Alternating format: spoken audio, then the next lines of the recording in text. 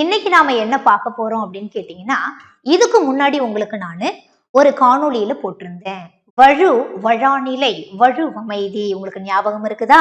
சரி, அந்த பகுதியிலிருந்து கேட்கக்கூடிய ஒரு முக்கியமான ஒரு விஷயத்தை தான் இன்னைக்கு நாம பார்க்க போறோம்.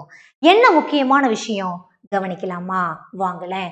அதாவது வழு 7ன்னு சொல்லியிருந்தேனா உங்களுக்கு நானு, வழாநிலை 6ன்னு சொல்லியிருந்தேனா, வழுவமைதி 5ன்னு சொல்லியிருந்தேன் இல்லைங்களா? இதுல கொஸ்டின் எப்படி நம்மள கேட்பான் வீணா அப்படின்னு கேட்டீங்கன்னா, வழா நிலையில் இல்லாத ஒன்று. முதல்ல வழு 7ன்னு சொல்லிட்டல்ல, அப்ப தப்பு இல்லாம பேசுற வழா நிலையும் 7 தானே இருக்கணும். அப்ப வழா நிலையில ஏதோ ஒண்ணு குறையுதே அப்படின்னு மாணவ செல்வங்கள் யோசிக்கணும். சரிங்களா? அப்ப அது என்ன ஒண்ணு குறையுது வழா நிலையில அப்படின்னு கேட்டீங்கன்னா, மரபு வழா நிலை. சொல்ற விஷயம் புரியுதுங்களா? சரிதானா? ஞாபகம் வச்சுக்கோங்க.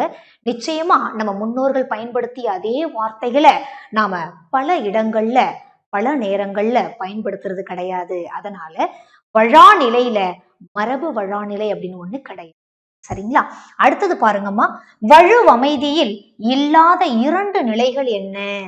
வழுவமைதி பாருங்க, அப்படியே 7ல இருந்து 5ன்னு குறைஞ்சிருச்சு பாருங்க. 7 இது 5.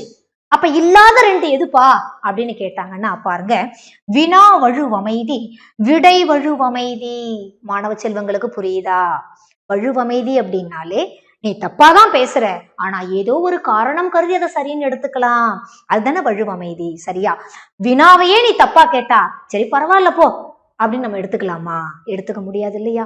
ஒருத்தன் கேள்வி கேட்கறான், நீ சொல்ற பதில் தப்பா இருக்குது, விடை வழுவமைதி. புரியுதுங்களா என்ன சொல்ல வரேன்னு? அப்ப நீ விடைய தப்பா சொன்னா அதை எடுத்துக்கலாமா?